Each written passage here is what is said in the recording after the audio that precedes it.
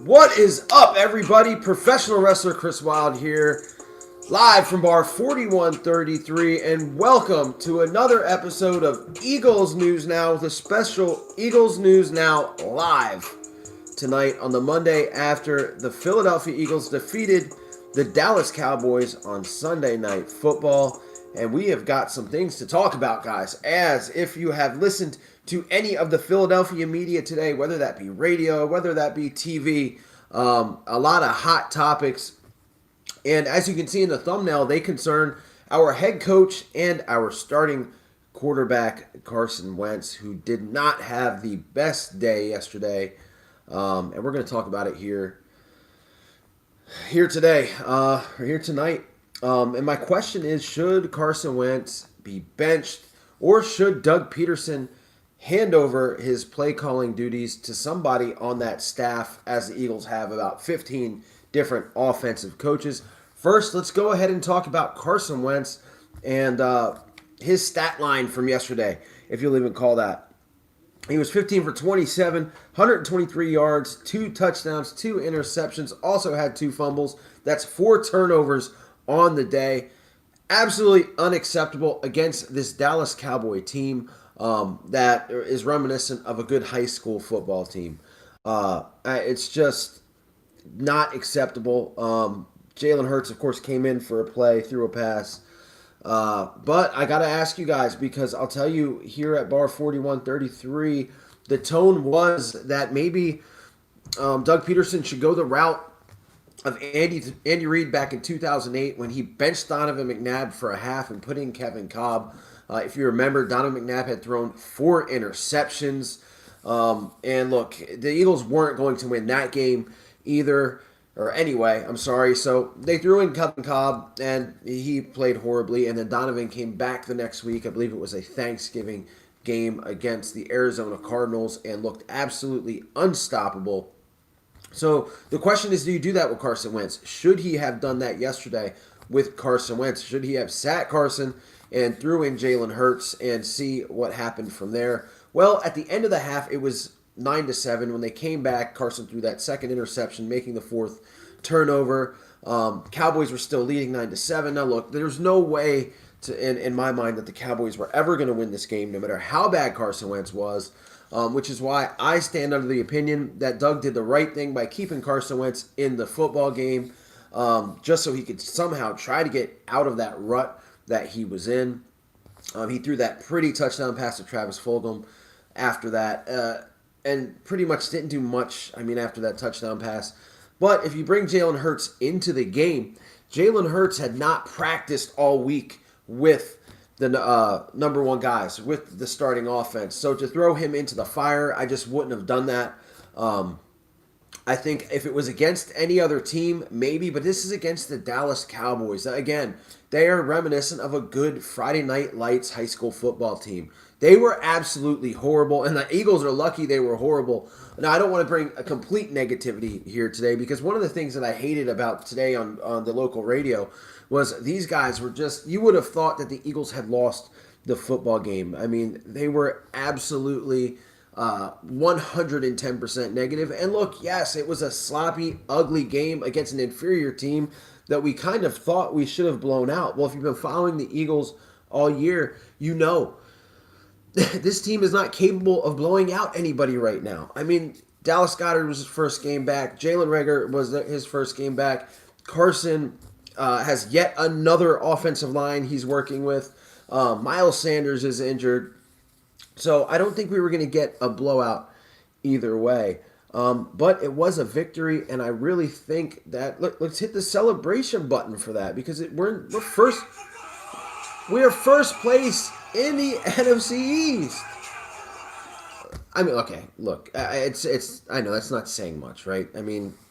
This division is absolutely horrible, and a lot of people are thinking, why even win the East? Because we're just going to get a first place schedule next year, and we're going to kind of go through the same things over and over.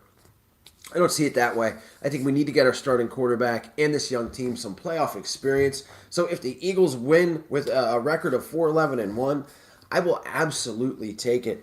Now, Carson, again, yesterday, threw One of the worst interceptions I think I've seen him through. He might have had the worst half of his career. But that second half interception where John Hightower, if he was out of position, he was not able to track this football. But it was more like a punt, and it was second down play, corner. I mean, I could have caught the interception. Just inexcusable for him to be in his fifth year making these dumb mistakes. Now, we've talked about Carson, right? Last 5 minutes talked about Carson Wentz. Let's go the other hand and talk about Doug Pederson. Doug Pederson, to me, was really like a lame duck out there as far as his play calls. I mean, he was not helping Carson Wentz out at all, or that offensive line that at times was struggling. You had Jordan Mailata out there trying to take care of DeMarcus Lawrence. There were times where that just was not possible. Look, Dallas Cowboys have one of the worst running defenses, not just in the NFL, because they do have the worst running defense in the NFL, but of all time. What's going on, Brody? Yeah, we're talking about that right now. If it's Carson that needs to sit or if Doug that needs to give up that play calling. And I tend to agree with you. Maybe it's time that he gives up that play calling and gives it to somebody else. I mean, look, what could it hurt at this point? Because something is not right there. Something is not right there with Doug Pederson and these play calls. Look, why at one point Boston Scott was averaging 10 yards per carry. He was absolutely handling his own business out there, which I kind of questioned if he could do because I've only seen him play good against the New York Giants. But he absolutely did. And then Doug Pederson, for whatever reason, stops going to him, stops running the football. Even Corey Clement, who looked invisible to me at times throughout the season, not at times, all the time this season, had a little extra gump in his step. And I mean, the fact of the matter is to go away from that when it's working is absolutely crazy. So I turned on the radio today around 12:30 because that's the time Doug Pederson does his press conference. And, I mean, it was like watching an episode of Curb Your Enthusiasm. I mean, the guy's answers to these questions that he was being asked was nothing but a dance. It was a mind bender at times. The fact that he said that he was not thinking about benching Carson Wentz at all is just insane to me. After that fourth interception, that fourth turnover, how that could not be in your brain. After a week ago, you say in a press conference that sitting Jordan Mailata will open up his eyes and make him think a little bit more, kind of like he did with Nelson Aguilar. Now, if that's your way of thinking, then why would you not think at some point benching Carson Wentz would be okay? It's just insane to me, and it's at times I think it's just too simple. You know what I mean? Say hello to the camera. But hello, motherfucker. Yeah, it's too simple. Like, Doug, wake up here. Like, this is insanity. And I understand. You might say, well, they don't have Nate Sudfeld to throw in there, who knows the offense already. It's only Jalen Hurts. And I can understand that. But at some point, if he threw another interception, what happens then? Because, again, the last thing that you wanted to do, if you think it's bad today in Philly after a win, can you imagine if they would have somehow lost to that team? I want to hear you guys' questions, comments.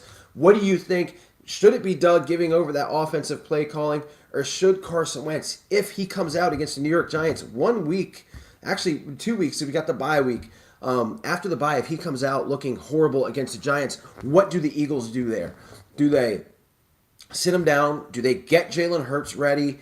Or does Doug Pederson have to swallow his pride and hand over the offensive play calling, which I know is going to be hard for him to do because he was an offensive coordinator in Kansas City, even though we all know Doug Pederson. What's up, Zach the Ripper Comics? And by the way, guys, if you see this absolute work of art behind me, this WWF mock card shelving system for these awesome Hasbros from back in the day, that's all because of Zach the Ripper Comics. Can't thank him enough. It's absolutely awesome. And definitely adds a little bit of color here to Bar 4133. But look, it wasn't all negative yesterday, guys. It wasn't. Look, I have killed Jim Schwartz on this channel. Absolutely killed him. There are some times where, like, I would rather have, oh God, I don't even say his name. There are times when I would rather have Juan Castillo running this defense. But I got to give it up to Jim Schwartz. Yesterday, the defense absolutely came to play. They handled their business. They really dug the offense out of some holes, and they were absolutely awesome. So I've got to give it up and give a good to Jim Schwartz and that defense because they did their thing yesterday. Absolutely did their thing. Yeah. It was great. Brandon Graham, you cannot deny this guy's production anymore. I know for many years we were really salty here in Philly because we didn't get Earl Thomas. Instead, we picked up Brandon Graham, and it took a couple years for him to really get into the mix of things. But he is looking great. He is our best player by far this year. Absolutely awesome with the strip sack, another strip sack. This time on, what is his name again? Ben DiNucci. Ben DiNucci. You know what? I practiced that a bunch before I came on air today, guys, because he is just forgettable and was like a wet fart yesterday during that game. But yeah, Ben DiNucci hits him with the strip sack. And he'll definitely remember Brandon Graham. Also, other guys on that defensive line, Vinny Curry. I am a huge Vinny Curry fan, and he only seems to produce. It looks like I saw Josh Sweat around the ball a lot. He had a good tackle for a loss. This is another guy that needs to play more. Also, what about this secondary? And again, I know the secondary didn't have to do much because you had old wet fart DiNucci in there.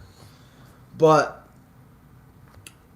the fact that when Darius Slay went down, they still held their own, I thought was just awesome. This Michael Jacquet, I've never heard of this guy until yesterday. I knew that they signed him on squad, popping a polar, and there's the wet fart sound way behind of when I talked about it. But yeah, always got to pop that polar. But yeah, these guys, they held their own. Avonte Maddox held his own in there. And what about the safeties, too? Jalen Mills, again, and I know Ben DiNucci didn't have to throw the ball that much. And when he did throw the ball, it was inaccurate. Jalen Mills looked decent over there at safety. Will Parks, who apparently was on the trade block, which I can't believe because I don't understand why you'd put your most versatile safety on the trade block, even though he was kind of a little invisible during the season. He showed off yesterday. What flavor am I pounding? This is actually the lime flavor. I ran out of the other one, the cherry limeade. But I heard there's some winter flavors out there too I want to get to. But yeah, Will Parks absolutely showed off. The linebackers, I have said over and over, the worst linebacking core in the league. They even look decent. TJ Edwards coming back. He is one of the guys, actually the guy, that sacked Ben DiNucci, causing that fumble to come out. Vinny Curry grabbed, and then Rodney McLeod ran into the end zone. It was great having him back. Alex Singleton looks like he can play. And again, I wonder why. I wonder what would happen if this was the configuration in the very beginning of the season. I understand you can't have Will Parks in there because he was hurt. I get that. But this linebacking group, they look so good. Again, not missing Nate Gary at all, and what that tells you about the Eagles and their player evaluation is something else. This guy Nate Gary had the most snaps on the team before yesterday, obviously. Dylan says, do not bench Wentz. Look, I agree. And it's, we'll go back to that because we got a couple more people watching now. We'll go back to that in the very beginning of the show. We were talking about, do you bench Wentz or do you bench Doug Pederson from play calling? Do you hand off the play calling? I agree. Wentz will, if they ever bench Wentz, unless Jalen Hurts looks absolutely atrocious, he's done in Philadelphia. If that day happens, he is done in Philly. Now, I have no problem with them doing it for a half. If like yesterday, if they had to do it for the half. Again, against the Dallas Cowboys, you don't want to do that because the Dallas Cowboys suck. You kind of want yeah, goodbye. But you want Carson to kind of work through that, and he absolutely did in a way. Again, I think Doug did not help him out at all. Like when you stop running the ball against the worst run defense in the league, and yeah, I know you'll hear, well, Sean Lee was back, and he did make a difference. I'll give it to him. He did make a difference, but not to the point where you absolutely stop running the football. And Doug Pederson in his press conference today, man, over and over again says that this is unacceptable, that the turnovers are unacceptable. Well, at what point? I mean, what does it matter? Carson says it too. This is unacceptable. Okay, so what happens?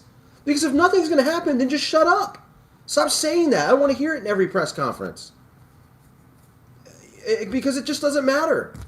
If you keep saying it over and over again, it's unacceptable, turnovers are unacceptable, we got to be better. Shut the fuck up. Yeah, and nothing happens.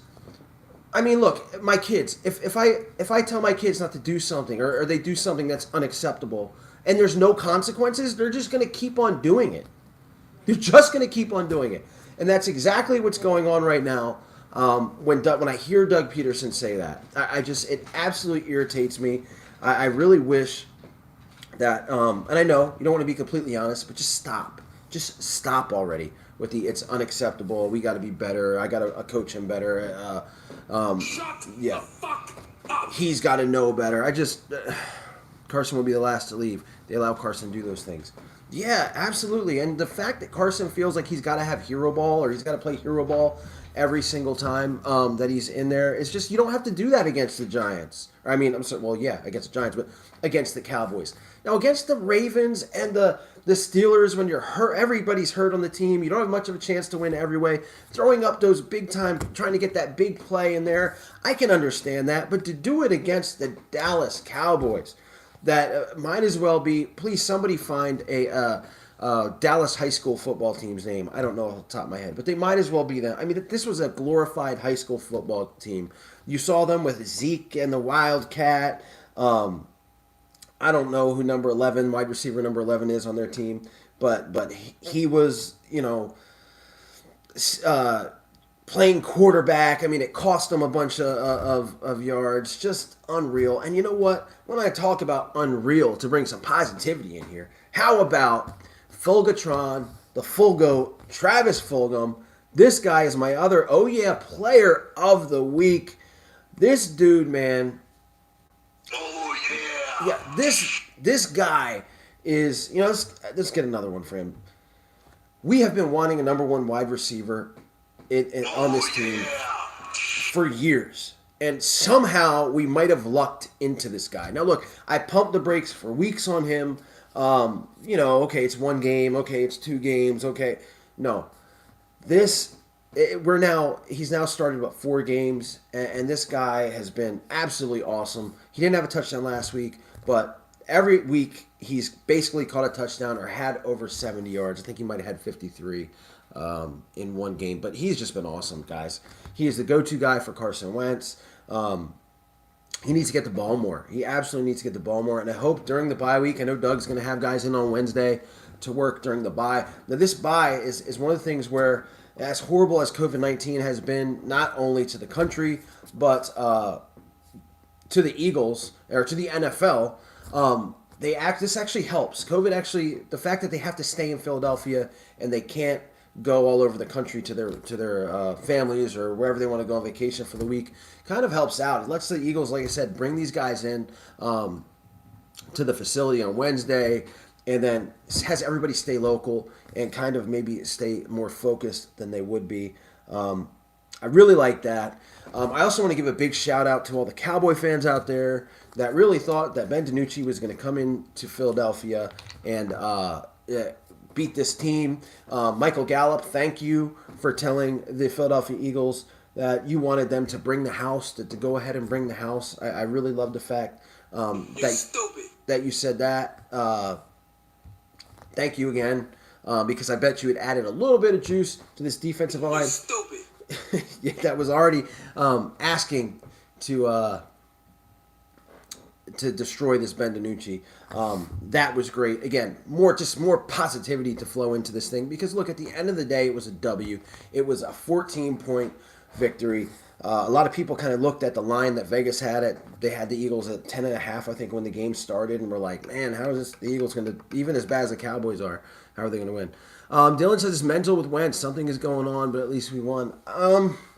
Yeah, you know what? It's got to be because, and I said this yesterday after the game, I've never seen a player be so good at times and then so bad other times. Like, I mean, it's like night and day with this guy. He can throw. You look at that pass to Boston Scott that won the game against the Giants.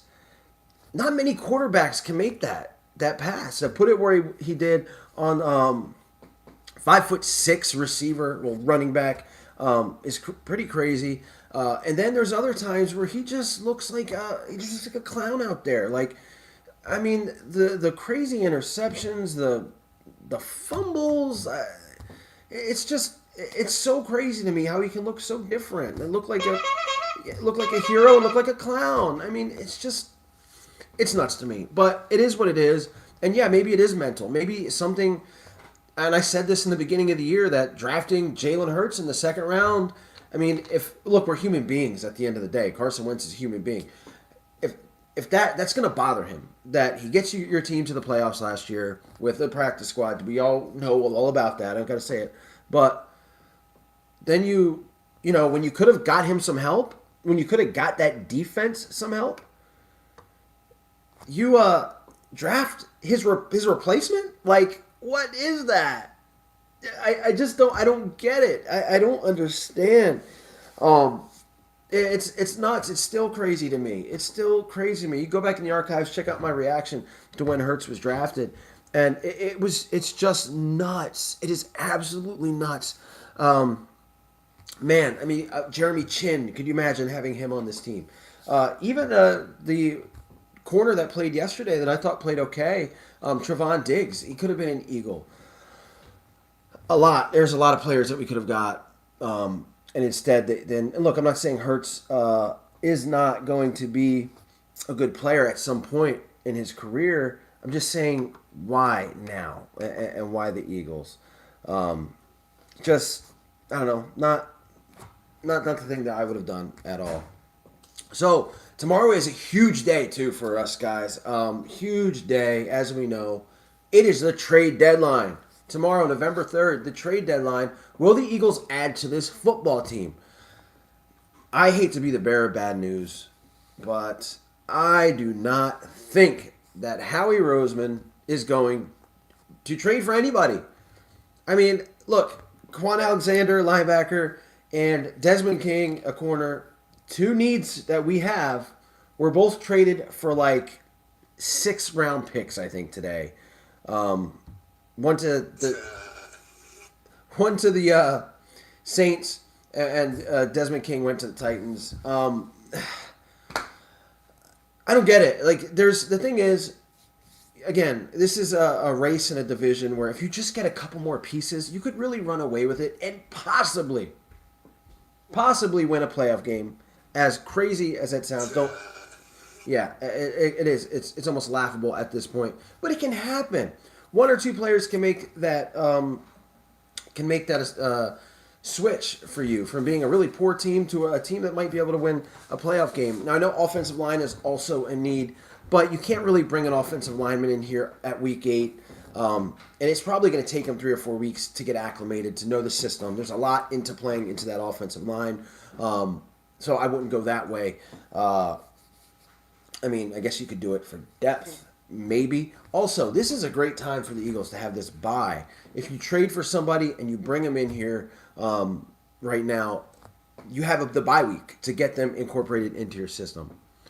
Mark my word, this is Carson's first playoff win year. Dylan, I am with you right there, and I hope that is true. I really do. I hope that it's right, and we look back, and I hope that Carson Wentz rebounds and starts knocking guys out. left and right, and is this Superman? Because I think he can do it. I think the talent is there. Like, it just doesn't disappear. Talent does not just disappear. Wentz versus Foles wild card. That's what everybody wants to see, but I don't think the Bears. I think there are some teams as of right now that have tiebreakers against the Bears, and I'm not sure if the Bears are going to get the wild card. But that would be something, man. Foles versus Wentz in Philadelphia, and maybe by that time, knock on wood. I don't know if this is something that's possible, but maybe actually a lot of fans will be allowed in by then. Maybe we have a hold. Maybe we have a hold to COVID, and I know that's probably not likely. Me saying that is probably kind of dumb, but you never know. That would be You stupid. that would be something awesome that could happen. Foles versus Wentz, and I mean that's the biggest. That's Wentz's biggest ghost right there is living in the shadow of Nick Foles, and let's be honest, he will until the Eagles win another Super Bowl, whenever that happens, if that will ever happen again. I mean, we waited over 50 years for the first one. But I don't know. That would be great. Wentz versus Foles in the playoffs would be awesome. Again, I don't think that they're going to go the route of benching Carson Wentz.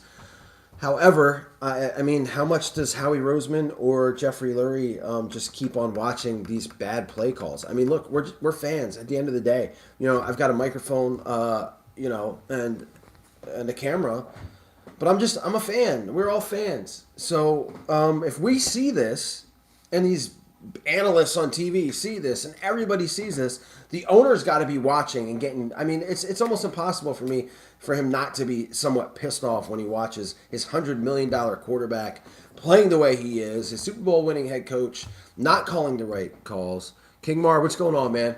We are talking Wentz, we're talking Pederson, the fact that it was a 23-9 win, and there's just nothing but negativity everywhere.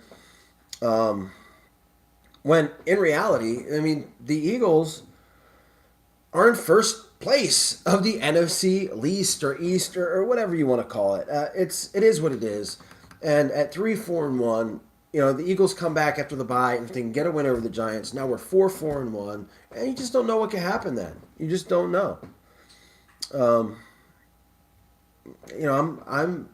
confident that they can turn this thing around once guys start getting healthy.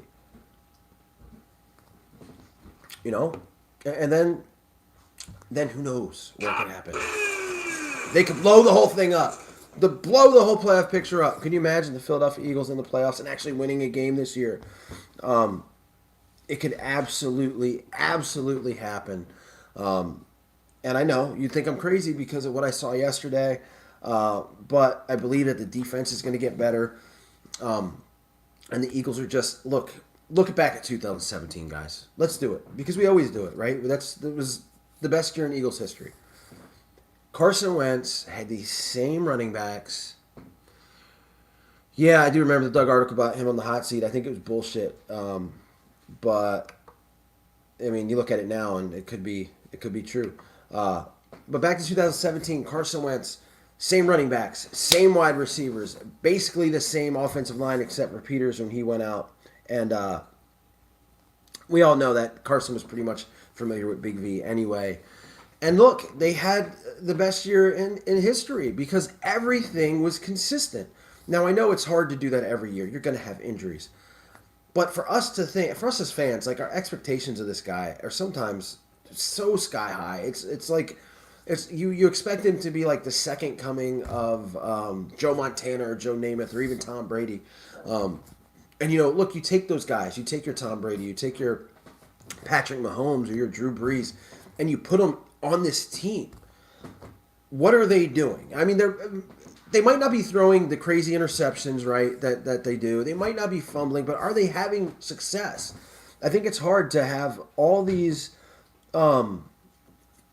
different interchangeable parts, these backup players, and Travis Fulgham, as great as he's been. I mean, this guy wasn't on the team in the beginning of the year, or at times. He wasn't always on the team.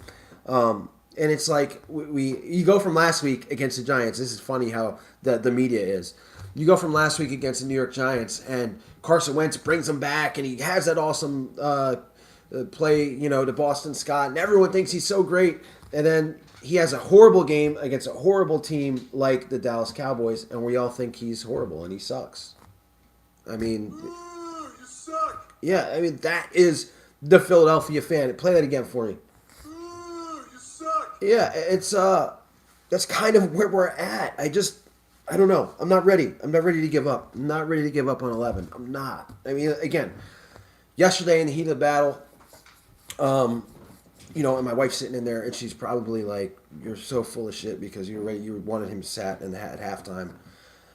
In the heat of the moment, yeah, of course. I'm just tired of seeing the same things. But at the end of the day, Carson Wentz is your best shot at winning. They paid him $100 million for a reason. Again, we've seen the talent. It's there. It's not like this is talent that's just disappeared and is gone, okay? Coming into the season, a lot of guys have said, well, he can't run anymore. That you take away his mobility, you kind of take away his game. He's more mobile than ever, and I agree. If he leaves Philly, he'd probably go to the Colts and be a superstar with Frank Reich. Is it the coaching? I believe the coaching has a lot to do with it, too. And again, if I'm going to give Carson leeway for what he has to play with, I kind of have to give Doug Pederson leeway for that too, right? Because to be able to coach all of these different parts and different wide receivers, I mean, they just haven't had any consistency. Tomorrow's election day, Wentz or Pederson. I'd take either one of them over the other guys, by the way, but that's no politics here. Yeah, I mean, think about it. Pederson has not had a lot great. Like some of these guys, some of these coaches have had at least consistent parts to deal with throughout their years. And the past 2 or 3 years, it's just been a carousel of different guys here for Doug Pederson. So, at the same time, if I'm gonna give one a leeway, I got to give the other. I love Wentz and I want him to succeed here. Now I agree. And Zach Ripper Comics on his channel. Look, a big shout out to Zach Ripper Comics. If you're interested in professional wrestling comics, any kind of entertainment, go ahead and check out his channel. This guy's absolutely on fire, and I would love to see who he is going to vote for tomorrow, Wentz or Doug Pederson. I can't wait to see where he goes with that.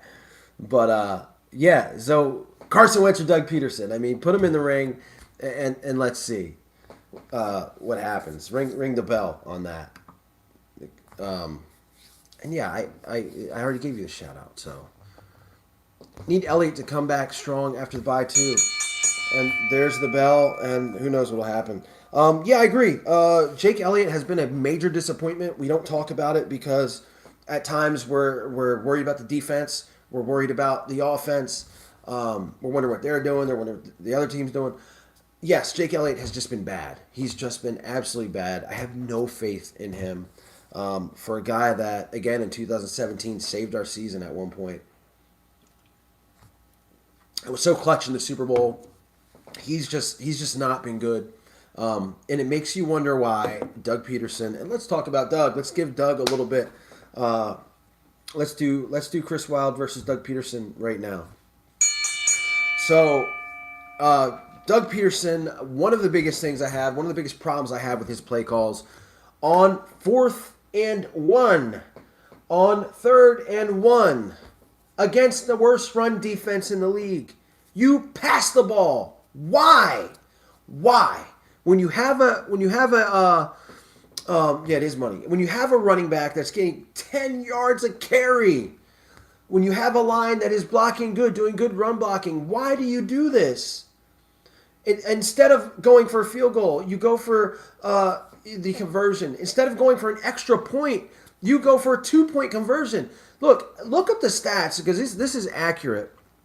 The Philly Special Try Reward was horrible. Yes, I saw that. It was bad, and he might have got the first down if he didn't trip, but just so bad. Like now, against the Cowboys, I've been saying forever that Greg Ward, I'm waiting for him to throw a football. Why not? He was a great quarterback in Houston. Somehow put that in.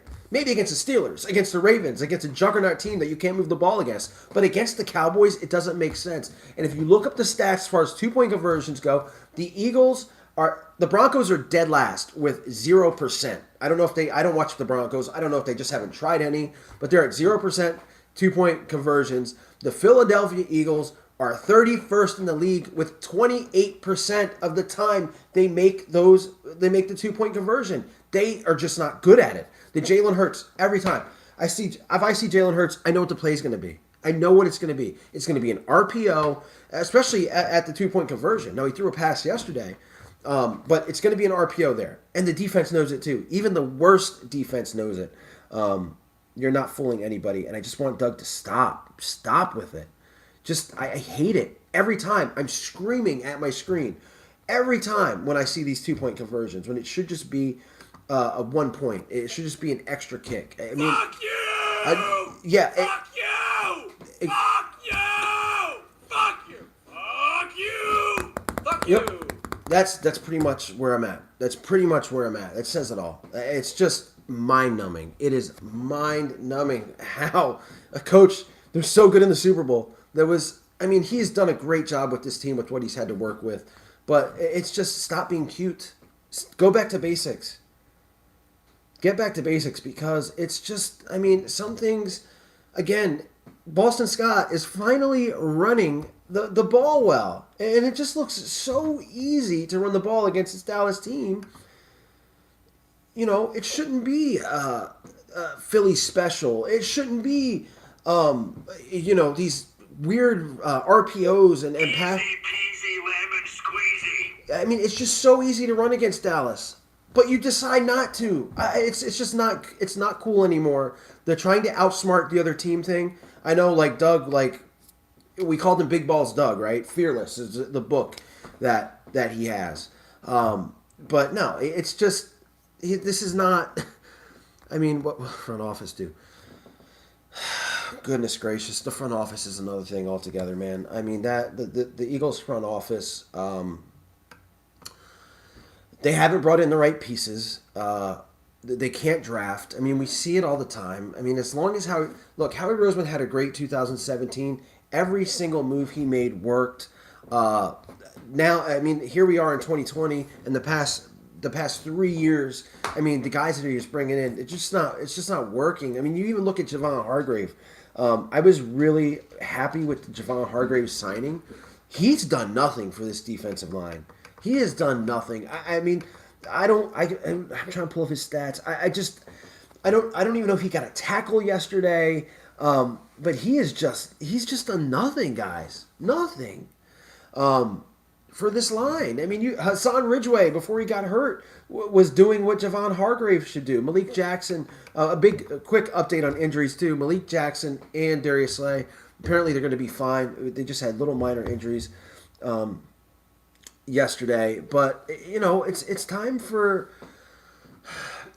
these guys that Howie's bringing in to be something, to do something. And they're just not. The front office is another big problem, whether it's scouting, I hate to bring up the DK Metcalf thing, but it's an outrage. Did J.J. Arcega-Whiteside do anything yesterday, guys? Did he catch a pass?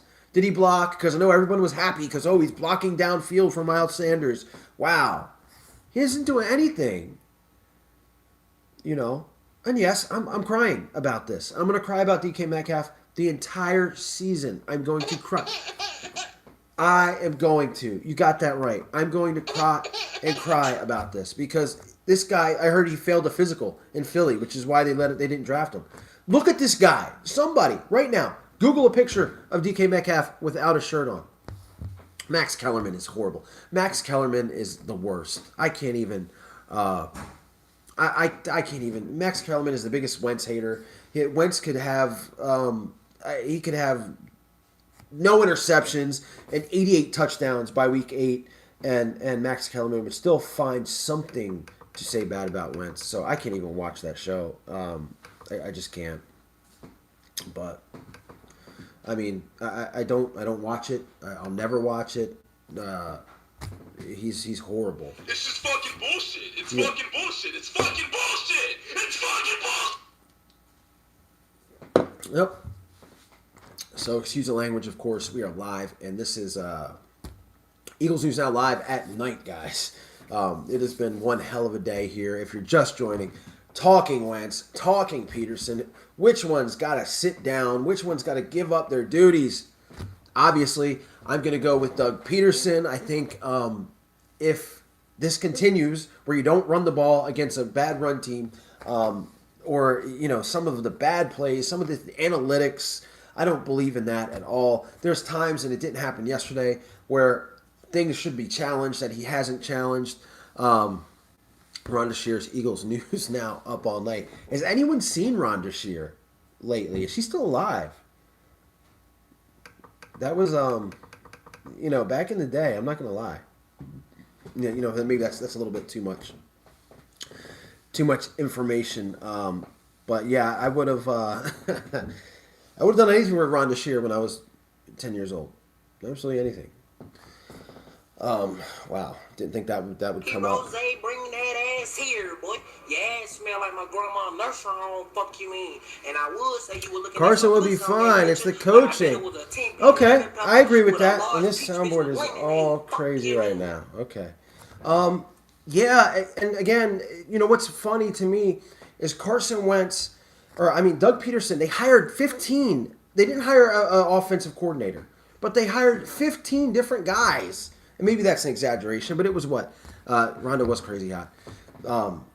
Not as hot as you, babe. My wife is in the background, so I've got to. But they hired like 8 other offensive coordinators. Rich Scangarello, Marty Morningwig. There's a couple other guys in there. And they still have Press Taylor, Deuce Staley, who really should have got the job. Let's be honest. Deuce Staley should be the offensive coordinator. He has done an absolutely amazing job with the running backs. Going back to the Super Bowl year, I remember in 2018 we had Josh Adams on the team, and he even looked good at points. But yeah,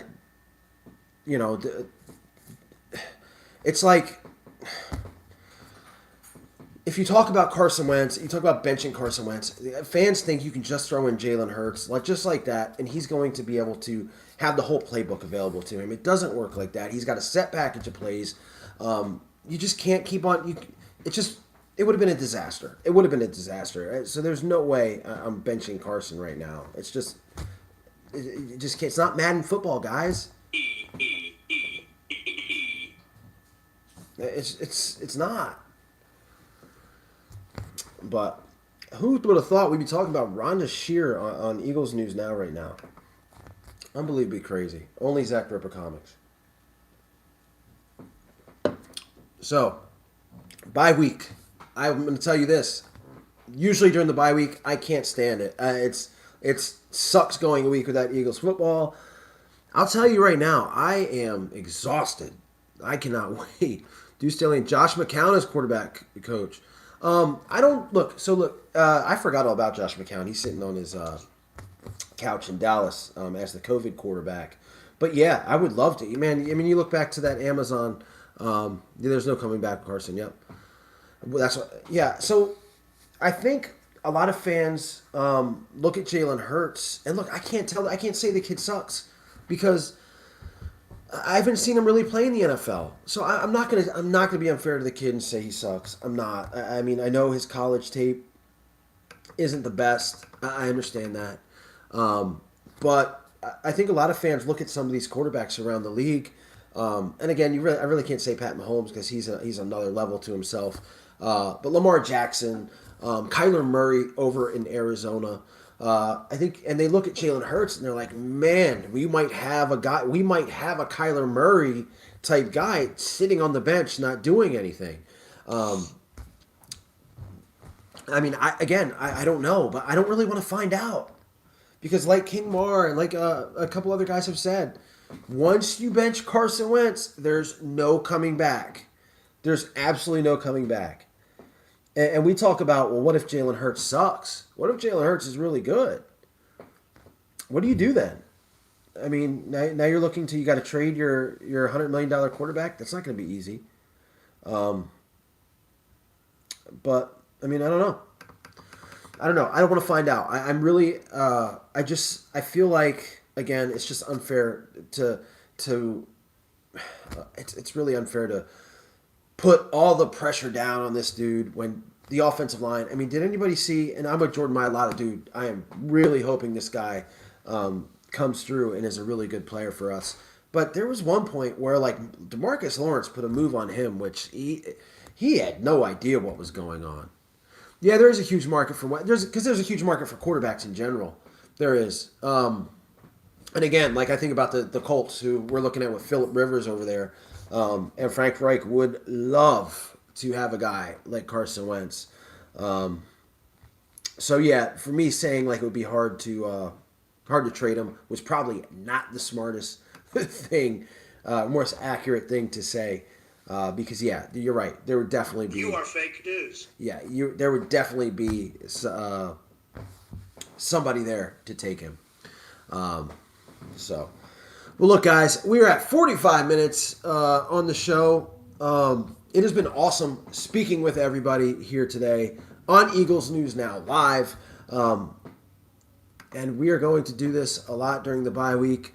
The Bears, could you imagine that? And, you know, hopefully by tomorrow, I hope, and I know it is it's funny because most people are going to be thinking about this election that's going on and praying that their choice gets elected. For me, I'm going to go to bed in the morning because I work at night, and I'm going to hope and pray that Howie Roseman makes a smart trade for the Philadelphia Eagles. Right? Because get me a linebacker, please. Get me, yes, I care about Wentz too. Get me another running back, a good number 2. And I haven't talked about that. Now, I'll spend a couple minutes before I leave about that. Yes, Boston Scott was decent yesterday, but that's it.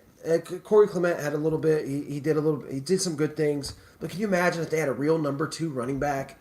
Like, to me, Boston Scott, and they just showed the graphic on the screen yesterday, he reminds me a lot of Darren Sproles. Now, look, Darren Sproles isn't an every down running back. He never was. Devontae Freeman, we did miss out, even though he is hurt and isn't playing tonight for the Giants.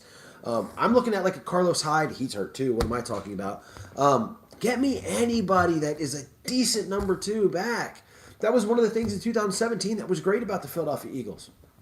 You had your LeGarrette Blount and your Darren Sproles for a little bit before he got hurt. And then your Jay Ajayi and Corey Clement was fresh and he was a rookie and he wasn't injured all the time. I just feel like, because again, can you imagine if Boston Scott would have gotten injured yesterday? What do you have then? Jason Huntley? Again, has he done anything? I'm a big guy I want Elijah Holyfield in there. I really do. Can you imagine? Look, I think about this. Angry Allen is going to be on later too. There's a bunch of that's funny. If the Eagles would have drafted Dalvin Cook, could you imagine if they would have drafted Dalvin Cook in that 2017 draft? I mean, again, they probably wouldn't have Miles Sanders, but man, Dalvin Cook, 4 touchdowns the other day for those nasty Minnesota Vikings. Yeah, there's the Vikings horn on Eagles News Now. Who'd ever thought that would happen? But man, he has just looked absolutely awesome. But I believe that they could trade for Gus Edwards from the Baltimore Ravens. Now, I know that Mark Ingram was hurt, didn't play yesterday. The Ravens have J.K. Dobbins. They're going to have Mark Ingram. I'd offer something for Gus Edwards. I think he would be a star here. I really like him. Holyfield on both 4th and shorts. Yes, I agree with you, and I was screaming for that. Would they know how to use Dalvin? Some guys, like, they're just good. Like, if you run it out, like if you run a sprint play, like good guys like that, like Dalvin Cook, they're just gonna find their way. Like, you don't have to know how to use a player like him. He kind of comes to you. And yeah, Dalvin Cook, I would have loved to see him here, big time. Again, Gus Edwards, I'm thinking about him. I don't know any other guys off the top of my head.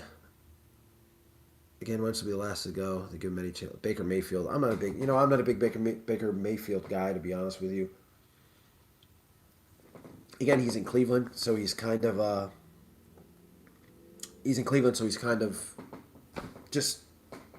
he's cursed once you go to Cleveland. Once you go to a team with no mascot on the helmet, you're kind of, they give him chance after chance, and they're going to, because they've had some horrible. He does suck. But But they're going to keep giving them chances because they wasted all this draft capital, the Cleveland Browns, on quarterbacks. I mean, Johnny Manziel, remember that? I remember watching the draft and everybody in Cleveland going nuts like crazy, like, yeah, Johnny Manziel. Like they thought they won the Super Bowl. Zach Ripper Comics with the Super Chat, $5, Line Polar. Dude, Zach got me on these polars, man. If there are any water enthusiasts out there that want the feeling of a soda but don't want all the bad things that come with a soda, and this isn't like an advertisement. I'm not trying to do that. I don't want YouTube to pull me down, but Polar, this stuff is awesome. It's really good for you. 0 calories, 0 fat, 0 sodium, 0 total carbs, 0 total sugars. It's just awesome. Is AB playing today? Yes. Antonio Brown is going to play today for the Tampa Bay Buccaneers. And I know a lot of fans wanted him. They wanted Antonio Brown. Right. Yeah.